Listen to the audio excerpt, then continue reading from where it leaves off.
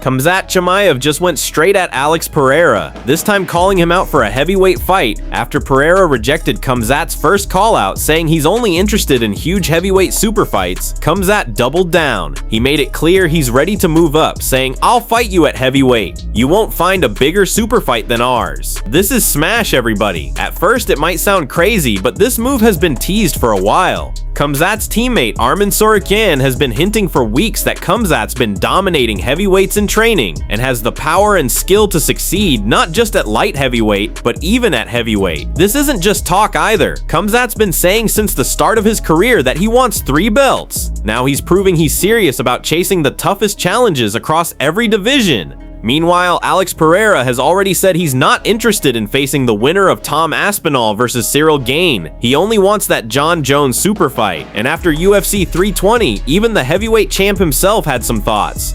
When asked about Pereira's next move after UFC 320, Tom Aspinall didn't hold back. Does he move up now or fight Jiri again? The question went, and Tom simply said, "That's up to him. He's the champ. He can do whatever he wants." Aspinall admitted he'd watch Pereira fight anyone. He praised Alex's adjustments in the rematch, pointing out how Pereira used his right hand instead of the signature left hook to drop Ankalaev, showing real technical improvements. Tom noted that in the first fight, Alex seemed hesitant and reactive, but this time he was the aggressor, walking Magomed down, keeping him guessing and forcing him backward until he couldn't get anything off.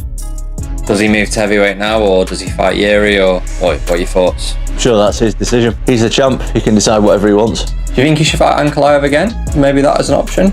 I mean, I would watch Alex Pereira fight I would watch any of them fight anybody, but I think that's pretty cool the way he's just come back and beat him again. See what he wants to do next.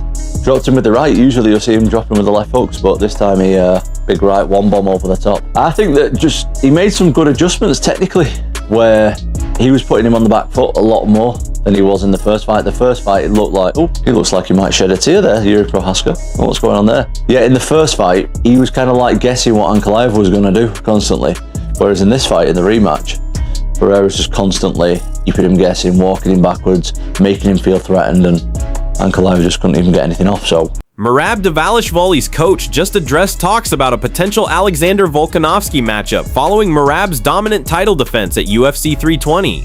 After clearing out the entire bantamweight division, fans are wondering what's next for the machine. Coach John Wood broke it down on Submission Radio, calling the matchup really interesting and saying fans would definitely tune in, but Merab himself has been honest. He doesn't actually want that fight.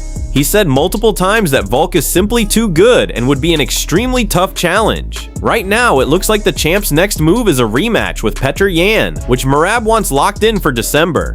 With no pay-per-view scheduled that month, the timing fits perfectly, setting up another major title defense before even thinking about moving up. When asked about a potential Volk matchup, Coach Wood said, "I love that fight. It's a pick'em. Volk might have the cleaner striking, but Merab's pace is unreal. We're not trying to turn him into a technical striker or wrestler. We just want him to be himself. That's what makes him special." He added that Merab's pressure is nearly impossible to deal with, even for bigger guys. It doesn't matter how tall or long they are. He finds a way in. That's what makes him dangerous. So I love that fight. I mean, it's a pick'em fight. You know, Volkanovski might have a little more clean stand up, but we're getting there, man. Like the fact of the matter is that I'm not trying to reinvent Merab to be this clean striker, this clean wrestler, this clean. Merab is Merab, and our job is to keep him that way, and that's what keeps him so special. So it would be an interesting fight, man. It really would. The pace of Merab, even in a bigger weight class, is just so hard to deal with. So hard to deal with. And it ain't like Corey, man. Corey's a big dude too. Like he's big last night. Like he's the size of those most of those 45ers. You know, he could go up easy. But I think we've dealt, like, you can see that range and length isn't a problem. It doesn't matter how tall you are. It doesn't matter how long you are.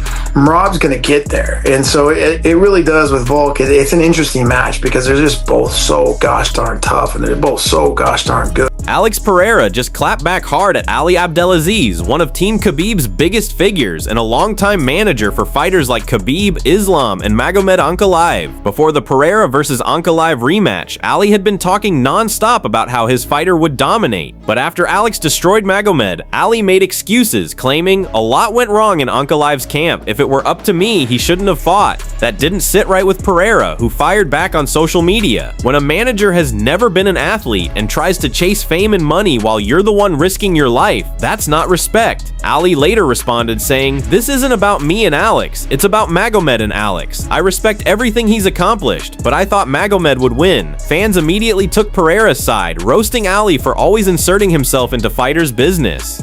The whole exchange just adds more fuel to the fire between Pereira and Team Khabib, and MMA insiders like Josh Thompson are already speculating about what's next for Alex. According to Josh Thompson, the fight to make right now is Alex Pereira versus Carlos Ulberg. He said, "We've already seen Jiri, Ankalaev, and Khalil. If Alex stays at 205, the only fight that makes sense is Ulberg." He even floated the idea of John Jones dropping back down to light heavyweight, saying if John can make 205 again, Pereira versus Jones would be massive. Thompson added that Pereira has been vocal about staying active. He wants to fight as often as possible. Let him fight Ulberg, and if he wins, let him do whatever he wants. Heavyweight, super heavyweight. Just keep giving him big fights. The fight to make right now is Ulberg versus Alex, because we've already seen the Yuri fight, we've already seen the Ong fight, we've already seen Khalil, we've already seen the other ones. I want to see if Alex is going to stay at the 205-pound division. There's only one fight for him, and that's the Carlos Ulberg fight. That's it. Does John cut down to 205? I think John can make 205. He'll go back down to 205. I think he makes 205. You have Alex and John at 205. I mean, I wouldn't mind seeing that fight. I mean, that's a fight that actually kind of skipped my mind a little bit. I think the fight that they make, if he wants to fight again, Alex just been very clear about, like, I like to stay busy. I want to fight as much as possible. I think you have him and Ulberg fight. And if he beats Ulberg, then you've got Alex to do whatever the hell he wants. Fight at heavyweight, fight at super heavyweight. I don't give a shit what you do. Keep doing it. Just do whatever you want. You just keep making us money for the next hour, the next year or two until you're ready to call it quits. Usman Nurmagomedov just picked up a major win over Paul Hughes in their rematch. Another razor-sharp performance that had fans on edge the entire fight. Afterward, Usman doubled down on his belief that he's the top lightweight in the world, second only to Islam Makhachev, who's now at 170. In a Russian interview, Usman said Ilia Topuria can't call himself the best lightweight. I've fought 19 times, beaten former and current champions, and my record speaks for itself. He's only had 14 fights, I've finished 14 opponents. Khabib also chimed in, saying that if Topuria wants to claim he's the best, he first needs to face Usman. And stylistically, it would be a fascinating matchup. Usman is elite everywhere. Still, most fans see Topuria as the top guy simply because he holds the UFC belt, and that title still carries the most weight in the sport. But one thing's clear, while Usman versus Topuria would be exciting, the real superfight fans want right now is Topuria versus Islam Makhachev. That's all for today's update. Thanks for tuning in. Don't forget to like, subscribe, and hit the bell so you never miss your daily dose of MMA news.